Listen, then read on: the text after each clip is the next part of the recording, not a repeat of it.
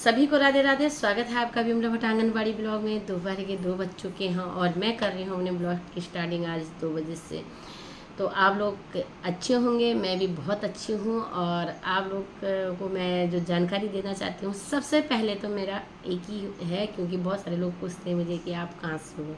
तो उससे पहले मैं पूछने से पहले मैं आप लोगों को बताना चाहती हूँ, मैं हूँ एक आंगनबाड़ी कार्यकर्ती बिमला। केंद्र मेरा मासूम सेक्टर मेरा चौथा, परियोजना मेरी थलीसगंज, जिला पौड़ी गढ़वाल, उत्तराखंड से। और भारत हमारा सबका एक देश है, तो भारत से। तो आज मैं जो विशेष जानकारी आप लोगों को बताने चाहती हूँ, जो शेयर करना चाहती हूँ, वो है एक पोषण ट्रैकर से संबंधित।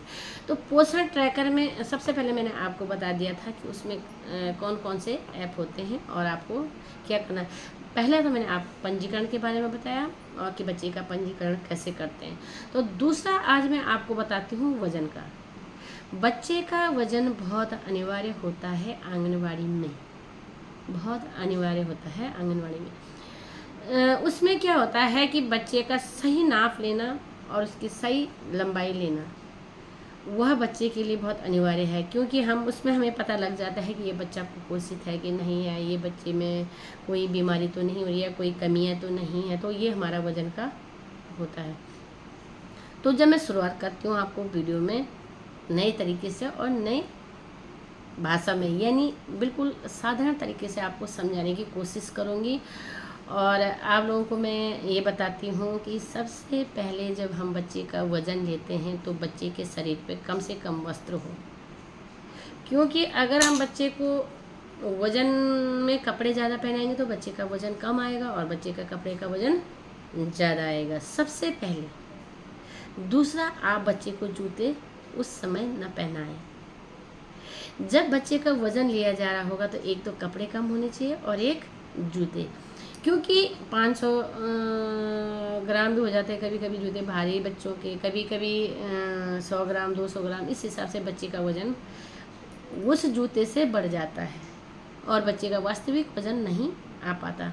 तो सबसे पहले मैं आपको वही बताने जा रही हूँ कि वज़न में कपड़े नहीं होने चाहिए और बच्चे का जूते किनारा होने चाहिए। यानी उसके बाद आप जूते पहनाए, चप्पल पहनाए, जो भी पहनाए। लेकिन जब बच्चे का वज़न लिया जाता है तो वहाँ पे बच्चे का वज़न बिल्कुल सही तरीके से होना चाहिए। दूसरा होना चाहिए समतल स्थान बच्चे का, जहाँ पे वज़न लिया जा रहा है।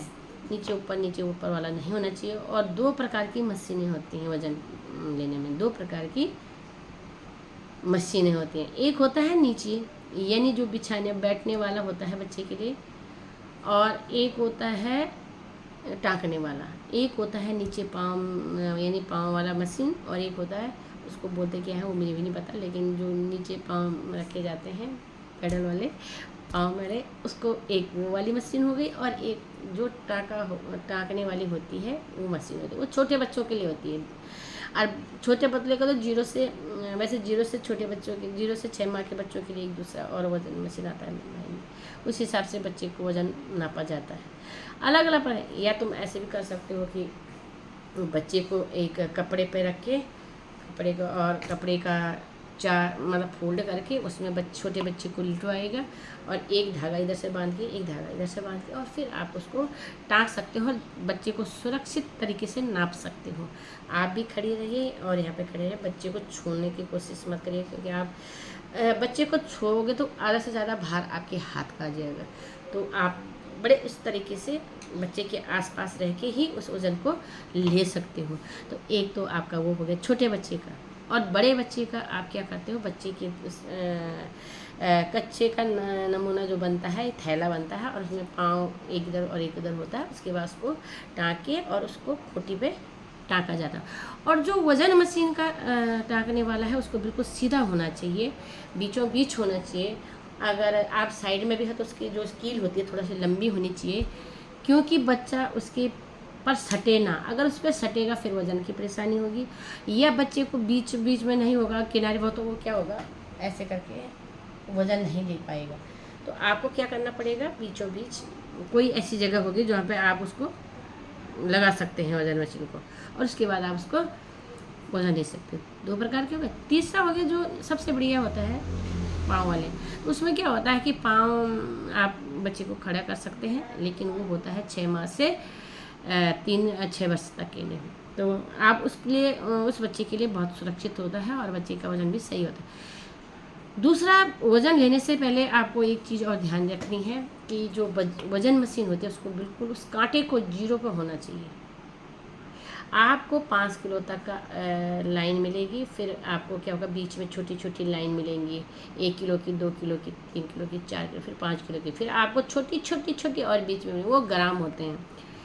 तो जैसे आपको 5 किलो है या 1 किलो 2 किलो है, आपको क्या होगा, बीच में छोटी छोटी मिलेंगी 5, उसके बाद आपका ग्राम होगा, उसके बाद आपका आधा किलो वाला होगा, फिर आपको किलो वाला होगा। इसका आपको बिल्कुल ध्यान रखना पड़ेगा। और सबसे पहले होता है, बच्चे कुपोषित नहीं होने चाहिए। कुपोषित अगर बच्चा होता है उसको तो आप रेफ़र कर सकते हैं, आप उसकी जानकारी दे सकते हैं, आप विभाग को उसको बता सकते हैं।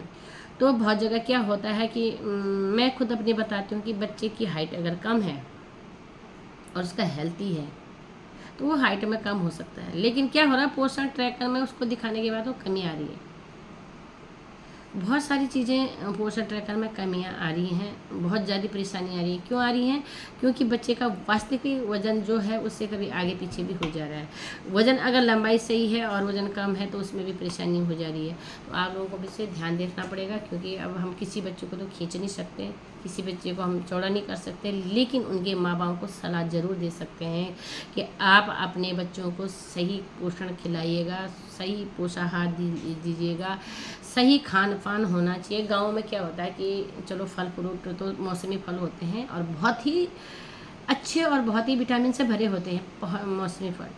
तो मौसमी फलों में क्या होता है, बच्चों को वो चीज़ उनके अंदर अगर वो गुण वो तत्व चले जाएं तो शायद बच्चा बहुत स्वस्थ हो सकता है। और पहाड़ी जो बाहर के फल होते हैं, फल तो रोज़ मिलते हैं लेकिन उनमें वो चीज़ नहीं होती है क्योंकि इंजेक्शन द्वारा होते हैं।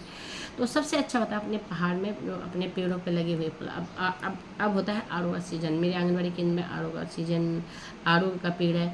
तो मेरा क्या होता है कि हमारे खाने से पहले तो लोग खा जाते हैं उसको, पर चलो कोई भी नहीं, बहुत सारे पेड़ मिल जाते हैं गांव में। आड़ू मिल गया, खुमानी मिल गया आपको, अखरोट मिल गया आपको, और सेब भी होते हैं, ऐसी बात नहीं, सेब भी हैं। बहुत सारी चीज़ें होती हैं हमारे पहाड़ों में, माल्टे, संतरे, नींबू, तो जिनमें कि विटामिन कूट कूट के भरा होता है। तो ये चीज़ आप लोगों को गौर करनी चाहिए, ये चीज़ आप लोगों को सोचनी चाहिए कि हम अपने बच्चे को जितना हो उसको खिला। काफल के टाइम पे देखो आप कितना सारे काफल, उसमें बहुत सारे विटामिन और बहुत सारे पौष्टिक तत्व होते हैं जिसको हम अपने बच्चों को खिला सकते हैं और उनको दे सकते हैं। बहुत सारे बोलते हैं गले में अटक जाएगा, अपना उस हिसाब से दीजिएगा, इसका रस बनाइए, इसको जूस बनाइए, उसको बच्चों को पिलाइए, तो आपका बच्चा अपने आप अच्छा स्वस्थ बच्चा पैदा होगा।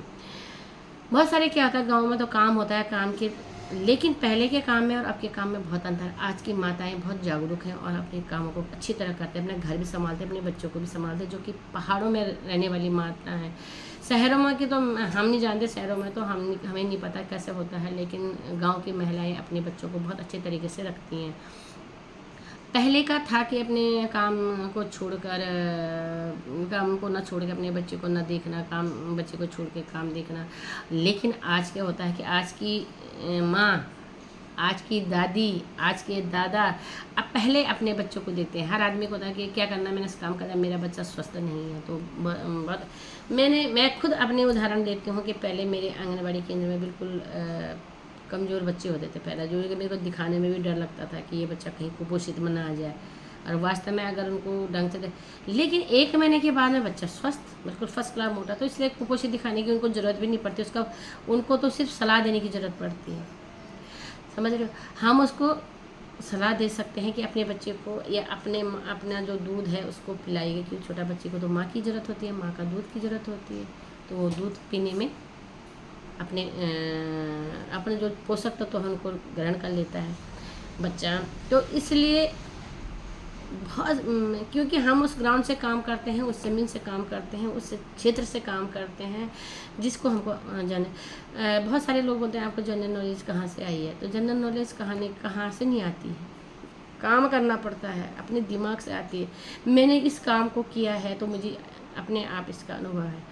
तो जो भी आप इस चीज़ को काम करोगे तो अपने आप इसको अनुभव हो जाएगा। जो काम करता है उसको अनुभव बोलने की जरूरत, अनुभव प्रमाण पत्र या अनुभव चीज़ कैसे दिया जाता है, इसीलिए दिया जाता है। यानी हमें अनुभव है इस चीज़ का हमें ज्ञान है, हमें इस चीज़ को काम करना है, हमें इस चीज़ के बारे में समाज में बताना है, हमें इस चीज़ के बारे में आगे के लिए बताना है। तो हमें तो अपने कार्यों को करते हुए हम लोगों को लाभ देने का काम करते हैं, अपने क्षेत्र में काम करने का देते हैं। लेकिन बारिश के कारण आजकल बुरे हाल हैं, पूरा पहाड़ जलमग्न है जिसे बोला जाता है, और गांव में बच्चे आने के लिए भी राज़ी नहीं हैं। वो तो बहुत सारी जगह ये होता है कि फोर्स होता है कि बच्चों को आ जा, अगर बाई चांस हम बच्चों को ज़बरदस्ती फोर्स करके बुला लेते हैं तो बच्चे को आने में परेशानी होगी, जाने में परेशानी होगी, फिर छोड़ने में परेशानी, फिर नदी होती है, गाड़ गदरे होते हैं। सरकार आंकड़े देखता है और हम लोग बच्चों को देखते हैं। आंकड़ा तो अपनी जगह है, लेकिन बच्चों की ज़िंदगी अपनी जगह। जिस बच्चे को हम बचाने की कोशिश करेंगे, अगर वही बच्चा कहीं पे किसी कारणवश कोई परेशानी उसको आ गई, तो फिर हमने उस आंकड़े का क्या करना है? कोई गलत तो नहीं है। हम आंकड़े अपने स्वस्थ बच्चों के लिए, हम आंकड़े अपने स्वस्थ भारत के लिए, हम अपने आंकड़े हर चीज़ के लिए देते हैं। हम अपने ब्लॉक के, अपने क्षेत्र में, अपने ज़िले में, अपने निदेशालय में, अपने देश में इन आंकड़ों को देते हैं। आंकड़ा अगर मेरे घर से ही नहीं होगा सही, तो फिर हमने उस आंकड़े का करना क्या है? इसलिए आंकड़े की जगह पे है और बच्चे की जगह में। जहाँ पे हमें परेशानी होती है हमें विभाग में बोलना चाहिए, और बहाने बनाने वाले काम नहीं होने चाहिए। अगर मान लिया मुझे नहीं आया तो मैं अपनी बात करती हूँ, मेरे को जो भी परेशानी होती है मैं स्पष्ट रूप से बोल देती हूँ कि मुझे ये परेशानी है, मैं और यहाँ इस कारण मैं यहाँ आई हूँ, या मैं इस कारण नहीं आ पाई हूँ, या मैं अब बहाने बनाना मेरे बस का नहीं है। बहाने मैं बिल्कुल नहीं बनाती हूँ। मैं काम करूँगी तो मैं दिल से करूँगी, नहीं करूँगी तो मैं बता दूँगी कि मेरे से ये काम नहीं हो रहा है। तो प्लीज़ आप लोगों को मैं ज़्यादा लेक्चर न देते हुए मेन बच्चों पे मुद्दे पर आते हुए, मेन जो हमारे कार्य होते हैं उनको कार्य को करते हुए, तो आप लोगों से मैं यही निवेदन करती हूँ कि प्लीज़ आप लोग वीडियो को पूरी देखा करिएगा, पूरी जानकारी लीजिएगा, क्या हमारे समाज में होता है, क्या आंगनबाड़ी के कार्य होते हैं, क्या नहीं होते हैं। अब मैं लिख दूँगी मेरे आंगनबाड़ी कार्यकर्ती के कार्य, कोई वीडियो को नहीं देखेगा। मैं बोलूँगी आपत्ति लगी है, इसको ठीक कैसे होगा, इसको तुरंत निवारण है, तो आप फैला दोगे वीडियो को। प्लीज़ नियुक्ति तो आपकी होगी, आपत्ति भी आपकी हट ही जाएगी, लेकिन जो चीज़ आपको मेन सुनने हैं, जानने हैं अतिरिक्त कार्यकर्तियों को या किसी भी लोगों को, उस चीज़ को ज़रूर सुनिएगा, उस चीज़ को ज़रूर देखिएगा, क्योंकि इसी से ही आपके बच्चों का भविष्य। मुझे ये नहीं है कि मेरी वीडियो देखोगे, मेरी वीडियो चलेगी, मेरे को अच्छा मानोगे, मेरे को पहचानोगे, मेरे को नहीं पहचान तो इंसान की अपने आप बन जाती है अगर हम काम करते हैं। तो हमें किसी की पहचान की ज़रूरत नहीं पड़ती है अगर हम में काबिलियत है तो। अगर मैं माना मैं कहीं पर जा रही हूँ और कहीं पर कोई आ गया, मैं वहाँ पर जवाब दे रही हूँ, तो मुझे अपने आप लोग पहचानने लगेंगे कि देखो ये काम कर रहा है, इसको जानकारी है। अगर मुझे जानकारी है मैं चूल्हे के अंदर बैठी हूँ, काम करने पर लगी हूँ, और मुझे जानकारी है मैं उसको समाज के पास नहीं ले जा रही हूँ, अपने बच्चों के पास नहीं ले जा रही हूँ, मतलब अपने आंगनबाड़ी के बच्चों के पास नहीं ले जा रही हूँ, तो मेरा काम का, मेरा नॉलेज का, मेरा जिस चीज़ का हो मेरे पास धरा का धरा यानी चूल्हे में ही चला जाएगा। इसलिए आप लोगों से एक निवेदन है, प्लीज़ आप वीडियो को ज़रूर देखिएगा और अपने जो अधिकार हैं लाभार्थियों के वो दीजिएगा, और वो लाभार्थी हैं उसको लीजिएगा। लेने और देने का काम हम समाज में रहने वाले ही लोग कर सकते हैं, यानी गांव के और आंगनबाड़ी कार्यकर्ता। इसलिए अगर आपको मेरी वीडियो अच्छी लगती हो तो प्लीज़ लाइक कमेंट ज़रूर करिएगा, और मुझे कमेंट में ज़रूर बताइएगा कि आप कहाँ से हो और कोई कौन सा समाधान आपको करना है, चाहे रेस्टोरों के बारे में हो, चाहे किसी के बारे में हो, मैं आपको ज़रूर जानकारी दूँगी। मिलती हूँ मैं आपको नेक्स्ट ब्लॉग में, तब तक के लिए बाय बाय, जय श्री कृष्णा, राधे राधे।